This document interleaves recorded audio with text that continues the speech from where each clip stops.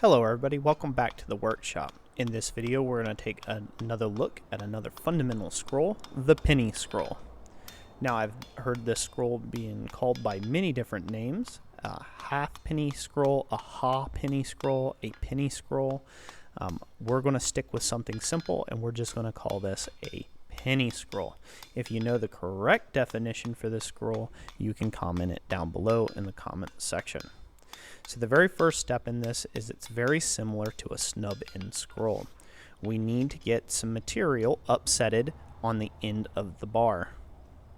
So that's what we're doing here now. As I've suggested many a times before, I suggest going to the vise for this to help save your wrists.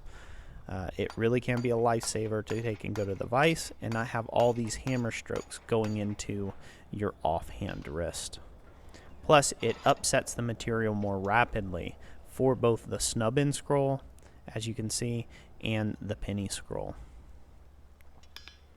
So just like before, we're going to go ahead and forge on this on two sides and get the mass in parallel.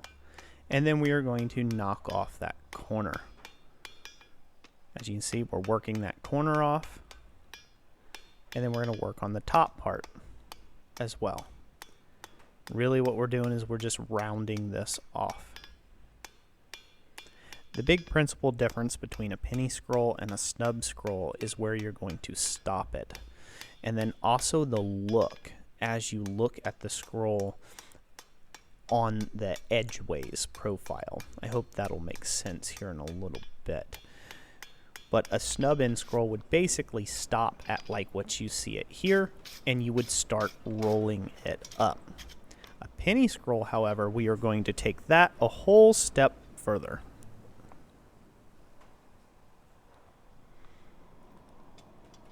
So out we go again.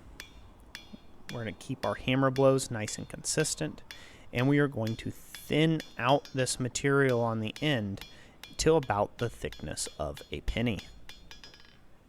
Hence the name, a penny scroll.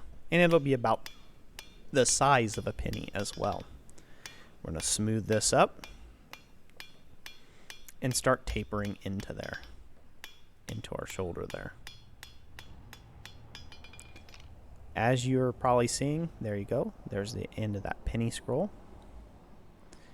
As you watch this, you'll see me clean up the outside. This doesn't have to be perfect, but the better this looks, the more round this looks, the better the rest of the scroll will look. Now, if you'll also notice, I've kept the parent bar thickness the same in one direction, but I have thinned it significantly in the other direction, where we're thinning out the penny scroll. This is what leads to the next step. When you look at it edgeways, it's one of the differences between a snub end scroll and a penny scroll. So again, just a lot more cleaning up, kind of dressing up work. Just little tappity tips. That's all you really have to do on this. The real thing that I hope you guys are catching on to with the scrolling portion of this fundamental series is that not everything is just Hulk smash all the time. You need to have finesse in your ironwork.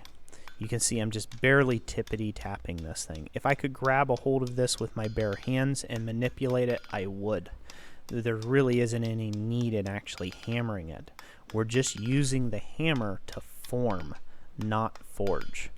We forge our shapes to get into where they need to be to reduce cross section and material thickness in bars, but then we use forming, which is those light hammer blows and those light tippity taps to get things to shape and to function the way that we want. That's where the real beauty, and I would even argue the mastery of blacksmithing comes in, is how effective and efficient you can do that by lightly curving stuff with the hammer and knowing just the right amount of force to apply to something to get what you're after.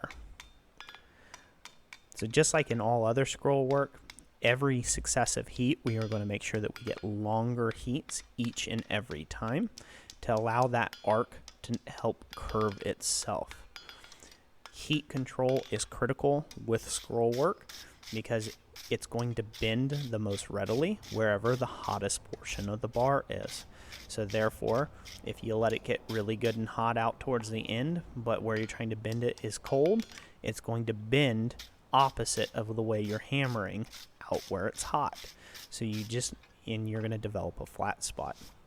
So it's really critical that you just continue to use light hammer blows and get your heats correct. Get the heat where you want the most amount of bending to occur, and let that lightly taper off into the finial and to the rest of the scroll.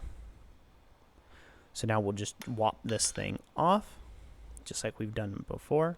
As you can see, scrolls can present some real problems with reach issues when it comes to this.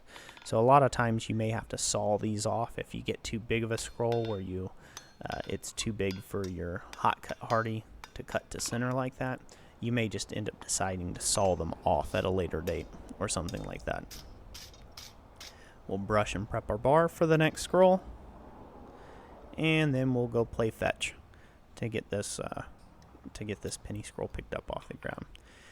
Now there's a little bit of distortion that happens every time you cut something off. Like I said, it's going to bend wherever it's hot, and it's going to bend opposite of that wherever it's cool. So here we go. Just cleaning that up again with more tippity tap. So that's it for this video. I hope you all enjoyed it. If you did, leave a like, comment down below. Please consider subscribing if you want to see more content like this. And as always, if you'd like to support what we do here at Christ Center Ironworks, you can check out our website at blacksmithpdfs.com. That'll be it for me today. God bless you, and we will catch you on the next one. Thanks for watching.